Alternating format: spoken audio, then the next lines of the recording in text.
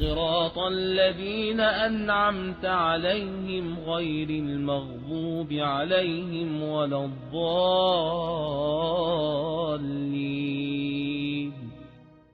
Now, if we look at this verse carefully, we see that there are three groups mentioned over here. There are those whom Allah has favored, those who have incurred the wrath of Allah, and those who are astray.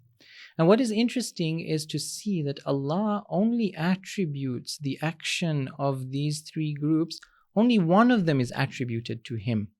Only the first group where He says, or we say to Him, the path of those whom you have favored. But we don't say, for example, the path of those whom you are angry with, or the path of those who you have led astray. That you is only coming in the first group, where we are attributing the fact that those people have been favored to Allah, that He is the one who has favored them. What is the reason for this? The reason for this difference is that we know that Allah subhanahu wa ta'ala is pure goodness, and only goodness emanates from Him.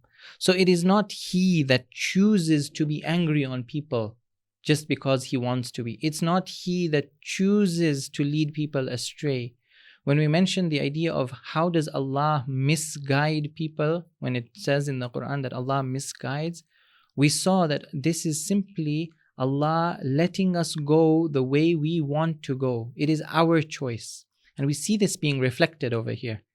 In this verse, we see that it is only because of the bad choice of the people that they incur the wrath of Allah subhanahu wa ta'ala. It is only because of the bad choice of the people that they end up going astray. And that is one of the reasons why Allah is not attributing the action of these two second groups, the second and the third, to Himself, but rather only the first is.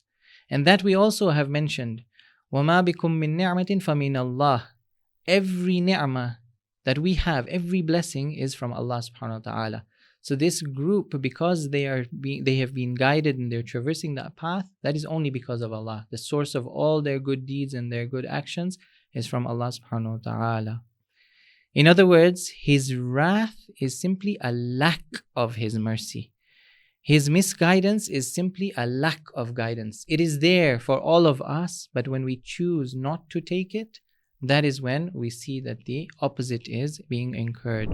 If we look at one of the verses that talks about how Prophet Ibrahim is talking to Allah, the Quran quotes Prophet Ibrahim to say, وَإِذَا مَرِضْتُ فَهُوَ يَشْفِينَ. When he is describing Allah, one of his sentences, and when I get sick, it is He who cures me.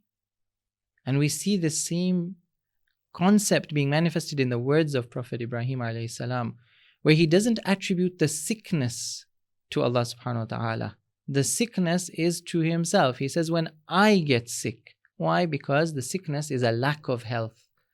And that lack is a lack of goodness, which is attributed only to himself. But when he talks about him being cured, he doesn't say it is I that get cured. He says it is He that cures me. And so that curing is attributed to Allah subhanahu wa ta'ala. As opposed to shaitan. If we look at what shaitan says, قَالَ رَبِّ بِمَا أَغْوَيْتَنِي. He said, my Lord, as you have caused me to stray, and then he continues his words. And so this idea of misguiding, he is attributing it to Allah. And we see the difference either in the knowledge or in the relationship between these two personalities with Allah subhanahu wa ta'ala.